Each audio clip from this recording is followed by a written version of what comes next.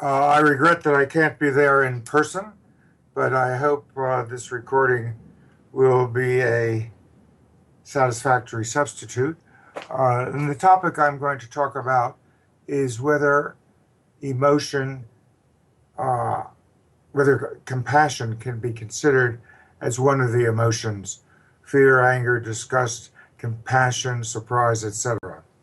And the argument I'm going to make is that it is not an emotion for some interesting reasons. Now, the best candidate to be considered an emotion would be compassion towards family members, particularly compassion towards helpless family members. The mother's compassion for the infant is considered was considered by Darwin to be the origins of compassion. And the reason it's the best candidate is because it is universal. It seems to be a given. It doesn't matter what your culture is. Compassion towards the infant is the norm, not the exception. Now, we don't know a lot about familial compassion. We don't know the extent to which it's dependent on shared genes or the amount of actual contact. Would you have more compassion for an infant or a child that you spent more time with, even if you didn't share genes with that child? To what extent is it determined by helplessness? Do you have as much compassion towards your offspring when they're 28 as when they're 2 months? And does it come back into play at the end of life when you have parents who become helpless because of possible dementia? These are unknowns, but what we do know is first that it is universal. Second, that like emotions, it is the result of an automatic appraisal. You don't think about what to do. You do something, particularly if that infant is in danger. It can happen very quickly without consideration. It's, in that sense, unbidden. It isn't that you choose, all right, today I'm going to be compassionate towards my 2-month-old, but maybe not at the end of the day. No, it's not a matter of choice. It's inescapable. It happens. And in the moment of compassion towards an infant who is on the verge of or is actually suffering, because it is suffering that brings out compassion or the possibility of suffering, all of one's attention is focused on what's relevant to reducing the suffering of that offspring. Now, those are all features that we find in the emotions, in anger, fear, sadness, disgust, etc.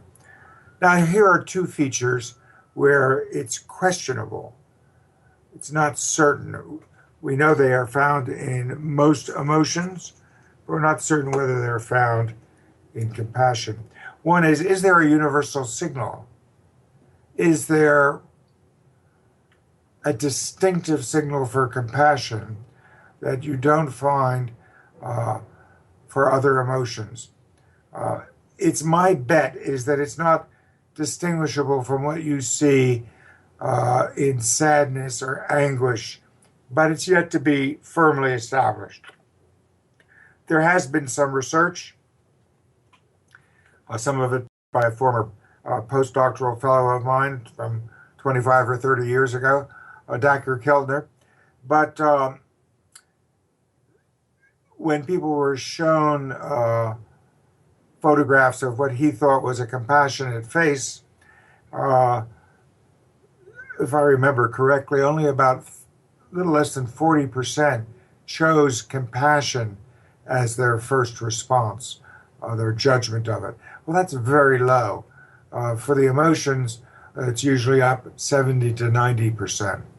So I suspect there isn't a signal, but I remain agnostic about that. The second is the physiology for compassion distinctive?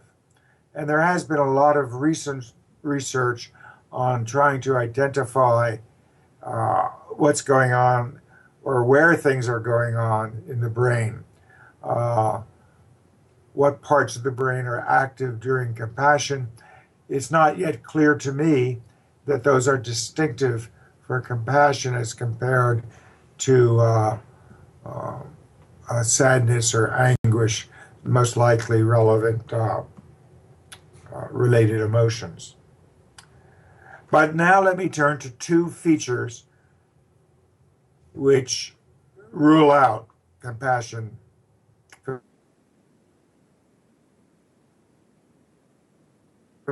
In emotions, the target's unconstrained. I can be angry towards anyone or anything. I can be angry at the weather. I can be angry at David Cameron. I can be angry at my wife. I can be angry at myself. But in familial compassion, the target is constrained to an offspring. And it's also constrained to a particular condition of that offspring, which is suffering. That's what brings it out. So that's a lot more constraint than we find in any of the emotions. The second feature, which we find in compassion but not in emotions, is that compassion, familial compassion, in motivation is always constructive. It's intended to be helpful. Now, emotions can be enacted in either constructive or a destructive fashion.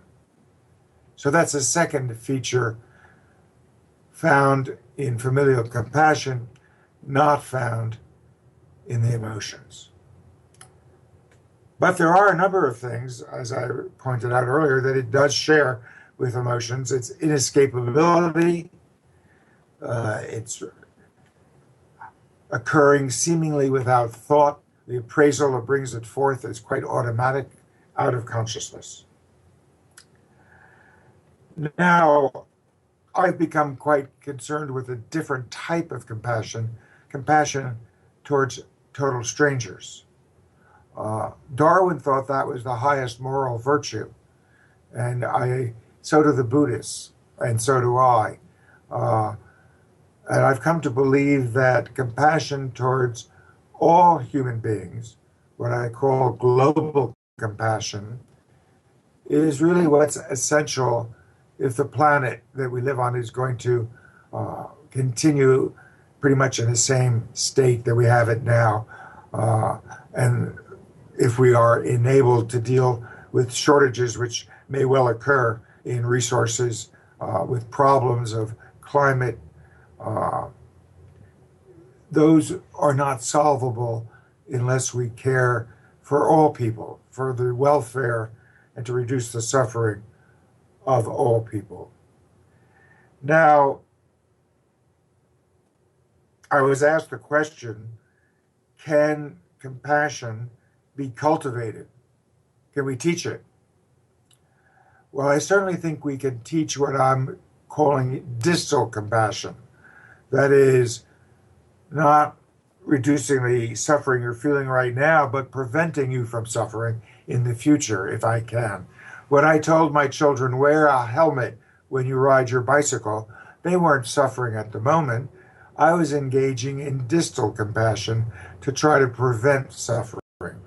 That is much more cognitively than emotionally based, and it is educable. It requires good social forecasting to anticipate what needs to be done to avoid suffering. Now, there is perhaps the most difficult question is, can we teach global compassion? I think we can if we focus on the distal forms of it. Can we teach it at the level of it being immediate or proximal? Isn't clear to me. The data hasn't been reported. We do know that people have success. How long does that compassion endure? Is it there a year later or 2 years later? We don't know. Is the data has not been reported in such a way that we can determine whether everyone who is taught benefits, or is it just most, or just enough to get a significant statistical effect? Now, I think I have already answered the last question I was asked, which is compassion necessary for the species to survive? Now, that's a matter of belief. It's not a matter of science. Although I think most scientists agree that we're going to reach a point of irreversible and uh, unwanted climate changes if we don't, as a species, intervene. It's still a matter of judgment, not based on firm evidence.